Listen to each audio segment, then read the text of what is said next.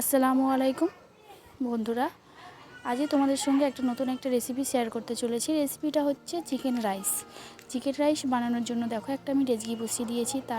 তারপর ডেচকিটা গরম হয়ে যাওয়ার পর আমি তেল দিয়েছি ও তার সঙ্গে দিয়েছি কাঁচা লঙ্কা ও পেঁয়াজ।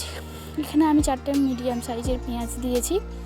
তোমরা চাইলে আরও একটু বেশি পেঁয়াজ দিতে পারো, কোনো সমস্যা নেই। দেখো আমি পেঁয়াজটাকে একটু তেলে নেড়ে ভাজি করে নেব। ভাজা হয়ে যাওয়ার পর তারপরে আমি দেব এখানে আদা রসুনের পেস্ট। আদা রসুনটা তোমরা এখানে 1 চামচের মতন বা 1.5 চামচের মতন দিতে হবে। আমি 1 চামচ আর সামান্য দিয়েছি। দেওয়ার পর তোমরা তারপর দেবে হলুদ গুঁড়ো পাউডার, যেমন মশলা উপকরণ দাও তোমরা। হলুদ গুঁড়ো পাউডার আমি এখানে দিচ্ছি ছোটো চামচের 2 চামচ। তারপরে দিচ্ছি সমস্ত মশলা আমি একের পর এক দিয়ে দেবো।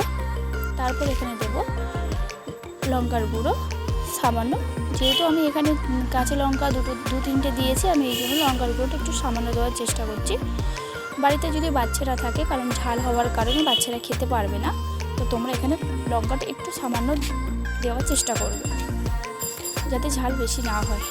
তো দেখো সমস্ত আমি এখানে লঙ্কার গুঁড়ো, হলুদ, কাঁচা লঙ্কা দিয়ে দিয়েছি। দিয়ে একটু দেখো আমি একটু রেখে দিয়েছি, কারণ লঙ্কা হলুদটা যেন একটু হয়ে যায়, যেন একটু গরম গরম হয়ে যায়। তারপরে দেখো দিয়েছি আমি এখানে নুন, তারপরে দিলাম গোলমরিচ গুঁড়ো, একদম অল্প সামান্য দিয়েছি। তারপরে দিয়ে দিয়েছি একটা টমেটো কুচিয়ে দিয়ে দিয়েছি। টমেটো ওখানে বেশি দেওয়ার দরকার নেই, 1টা কি 2টো জাস্ট, আর বেশি না। তারপরে দেখো এখানে আমি একটু আবার নেড়ে চেড়ে দিয়ে দেখো এখানে চিকেনটা তো অবশ্যই দরকার, যেহেতু এখানে চিকেন রাইস হচ্ছে। চিকেনটাকে আমি পরিষ্কার করে ধুয়ে আমি এবারে চিকেনটাকে এবারে কষিয়ে নেব। দেখো চিকেনটাকে আমি এবারে টমেটো আর আলু, হ্যাঁ একটা কথা, এখানে আলুও তোমরা দিতে পারো, কোনো ব্যাপার না, কারণ বাড়িতে যদি বাচ্চারা থাকে আলু তো সবারই ভালো লাগে খেতে, আলু ভক্ত সবাই। আলু দেখো এখানে আমি দিয়েছি 2টো কি 3টে আলু দিয়েছি এখানে মিডিয়াম সাইজের কেটে। তো চলো আলু ও চিকেন, টমেটো সমস্ত মশলা উপকরণ দিয়ে একটু ভালোভাবে কষিয়ে নেব। তারপর আমি একটু দিয়েছি, এখনও কষানো তো কমপ্লিট হয়নি, তারপর দিয়েছি আমি কাশ্মীরি লঙ্কার গুঁড়ো ও তারপর দিচ্ছি গোটা জিরা। তোমরা জিরা দিতে চাইলে আর একটু বেশি দিতেও পারো, তোমরা 2 চামচও দিতে পারো, আরও বেশি ভালো লাগবে খেতে জিরাটা দিলে। জিরার একটা সুন্দর ফ্লেভার থাকে না। তারপর দেখো আমি ধোয়া রাইসগুলো দিয়ে দিয়েছি। এখানে আমি ঘরোয়া চালেরই রাইসটা দিয়েছি ধুয়ে। তারপর আবারও ভালোভাবে কষিয়ে নিয়ে দেখো এখানে আমি পানি ঢেলে দিয়েছি।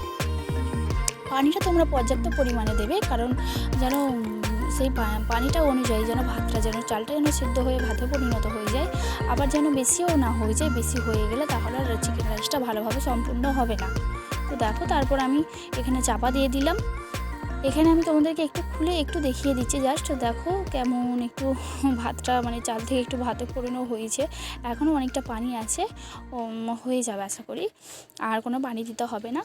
তো চলো আর দেখালাম না তোমাদেরকে, একেবারে কমপ্লিট হয়ে যাওয়ার পর তোমাদেরকে দেখিয়ে দিলাম। দেখো ফাইনালি এটা হয়েছে, এত দুর্দান্ত খেতে হয়েছে বন্ধুরা, তোমাদেরকে কি বলবো, তোমরা না বানিয়ে খেলে বুঝতে পারবে না। চলো লাইক, কমেন্ট, শেয়ার, সাবস্ক্রাইব করে দেবে।